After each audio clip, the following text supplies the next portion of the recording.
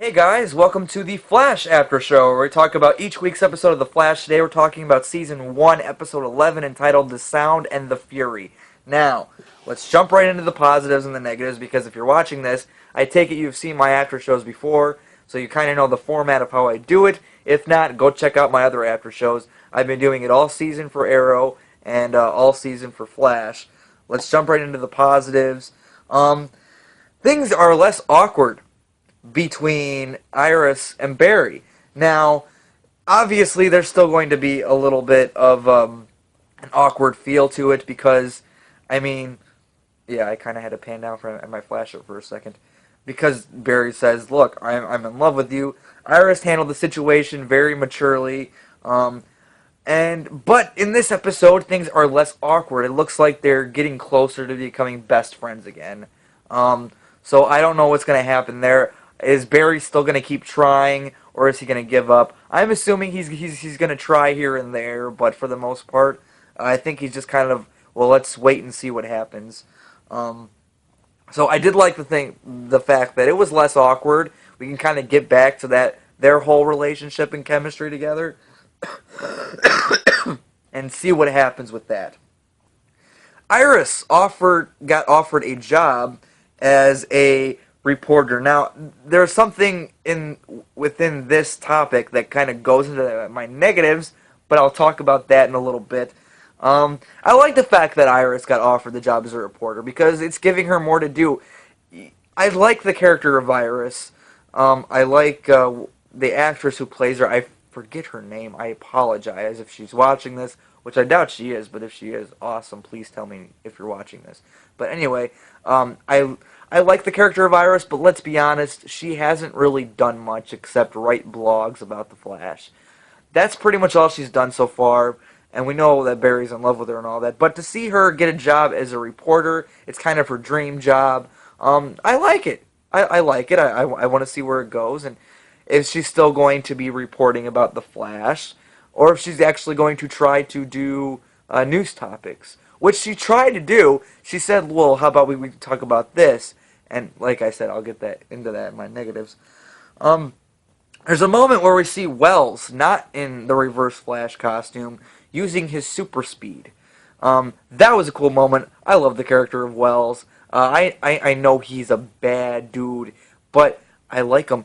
I like the character of Harrison Wells, and to see him use his super speed out of the costume was pretty fucking cool. I'm still not 100% convinced that he is the only Reverse Flash. If he is the Reverse Flash, I don't buy it. But if he is one of maybe two or three Reverse Flashes, um, I'd probably be okay with that. But I'm still not convinced that he's 100% the only Reverse Flash. But obviously he does have super speed, so that was pretty cool to see. Just to see it in action. And this episode, I like that this episode is very Wells centric because, as I've said before, I said it in this episode already, and I've said it before in other episodes. But Wells is one of my all-time favorite characters on the show. I just love the character of Wells, and the fact that this episode was pretty much Wells centric. I really dug that. I was into it the whole time. But that having been said, that this is a Wells centric episode, we got flashbacks of Harrison Wells recruiting Cisco for the first time, having him meet Hartley, who was like his right hand man at the time, and seeing the tension between Hartley and Cisco, and just seeing how Cisco got started and he met Caitlin and all that. I was into those flashbacks. I liked them a lot. It's always cool to see more backstory between the Star Labs team. I love those. Cisco, there's a moment where Cisco's kind of describing Hartley because he does know him from the past, and Hartley's this metahuman now, and he's explained to Barry kind of who Hartley is, and I wrote down the line. He says, he's a jerk who can sometimes be a dick. I didn't know you could say dick on TV now, up until recently, when shows have been starting to say dick, dick, dick, dick. I'm like, they can say dick on television now? That's not like HBO or something like that? And it's not like late night on FX or anything like that? I didn't know that, but that's cool. Um, but I thought the whole line was funny. Um, he's a jerk who can sometimes be a dick. Um, and then Barry and Joe. There's a moment where Barry and Joe are breaking glass because they're trying to figure out um, just pretty much how are we going to stop this guy who, as they call him, the Pied Piper, aka Hartley. Um, which I don't know too much about the character. I guess in the comics he's gay, and there are a couple he does kind of mention a little bit that when he gets captured by Barry that one of his fantasies was to see a guy in a tight leather suit. So they kind of do mention the fact that he is gay on the show. But that's about all I know about the character, um, other than his powers, of course, that were used on the show. There's a moment where Barry and Joe are trying to figure out how we're going to stop this guy, and they're just breaking glass, and they're just having fun. They're laughing, they're having a good time. I like that a lot. Um, of course, Barry taking Hartley into Star Labs, and I don't know why I liked it. I mean, I didn't hate it, but I don't know exactly why I like that scene so much. I think it's because the way the dialogue was and the tension between all the characters. I really dug that scene. And Wells, he has to do a press conference, and he's basically telling like, look, this guy that's out here now, it's because of me. He's coming after me. And this line that he gives, he looks at Barry and he goes, as he's doing the press conference, he goes, as a good friend would say, I have failed this city. I'm like, Wells just used Oliver Queen's line. So, because remember in the season one mid-season premiere of Arrow, when he got defeated by the Dark Archer, he's like, when I get these guys, I always tell them that they have failed this city, but it is I have failed this city. So to see Wells say that was pretty cool. I don't know. I'm big on Arrow. I love Arrow. So I love that line. And then the fight, because we know the good guy is going to fight the bad guy. Flash versus Hartley, of course. Once again, I have to say, I believe the Flash has the best special effects on television right now. I truly believe that. And Flash versus Hartley, that whole sequence, that just, proved it a little bit more. And remember a few episodes ago, Joe kind of brought Wells in to investigate on Nora Allen's murder, and then he got suspicious of Wells along the way. Well, we find out at the end of this episode that Joe is actually investigating Harrison Wells, and I like that. I like that Joe is on to Wells. It proves that he is a smart man, which we knew he was a smart man, but to see more evidence of it, to see him actually do smart things on the show was really cool. I can't wait to see when Harrison Wells finds out this is what's going on, and more importantly, when Barry finds out that Joe is investigating West. I don't think Barry's going to be too happy about that, so that's going to create some tension. Pretty excited about that, see how that goes down. And then there's a moment where, at the end of the episode, Hartley is trying to convince Cisco to let him out, and Cisco's like, dude, are you stupid? I'm not going to let you out of here. And Hartley basically, he's going to blackmail him. He says, is it really blackmailing? I don't know if blackmailing is the right term to use, but Hartley says, if you should let me out of here because I know how to find Ronnie. And boom, it's like, oh shit, is Cisco going to let him out?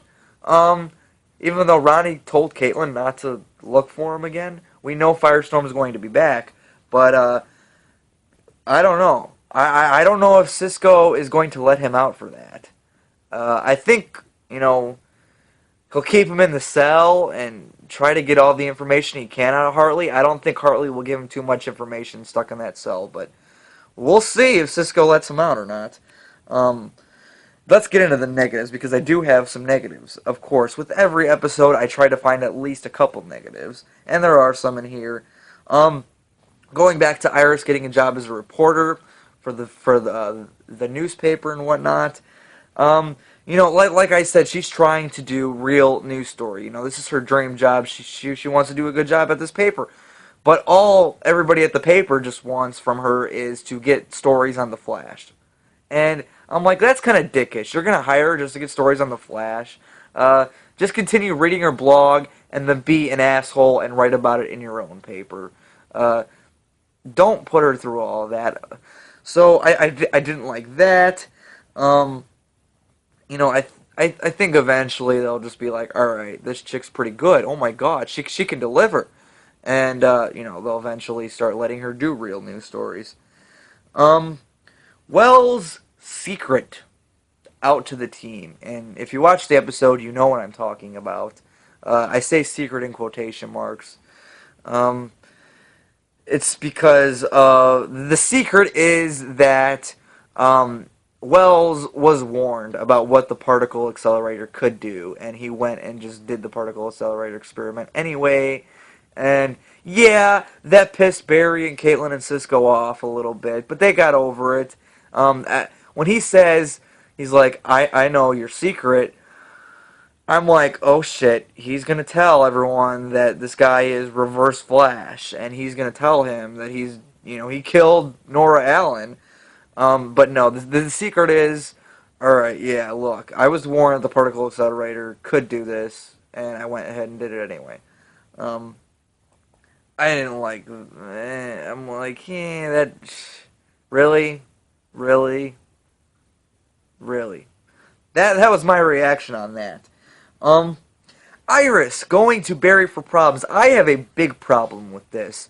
Not because I don't like Iris and Barry's chemistry together. I don't like their friendship or anything like that. Because I do. It's just things are awkward between them. Barry has told you that he is deeply in love with you, and you kind of just like, well, sorry about your luck. Is pretty much what she's doing to him, and yet she has the nerve to go to Barry to bitch about her problems when she has a guy that she's just moved in with, she's been with for over a year now, and she's just moving in with. Go talk to him about your problems. And if he's not around, or if he doesn't have time for you, then what the hell are you doing with him anyway, Iris? Um, don't be stupid, Iris. Come on, you're better than that. You don't need to put Barry through that because you're gonna start to lead him on, and he's gonna think that he's gonna end up with you, and when he finds out that he might not end up with you, that's just gonna break the. Don't do that. Don't do that shit. That pisses me off. Um, all right. And the negatives. Speaking in different languages throughout the episode. I don't remember. Was it Spanish or like I don't know. It was some foreign language. I don't remember exactly what it was, but throughout the episode, it's mostly Hartley. Hartley talking to Wells, and then stuff like that. When they're alone together, they speak in a different language, and I'm like, okay, well maybe that's just their thing, and that's what they do. Um, but no, they start doing it to other characters in the episode. I'm like, why? Just speak in English. Um, that was a little distracting, but whatever. So guys, that's my positives and my negatives for season 1, episode 11 of The Flash, entitled "The Sound and the Fury." Did you guys see tonight's episode? What did you think about it? Comment down below and let me know. We'll see you guys next week. So yeah.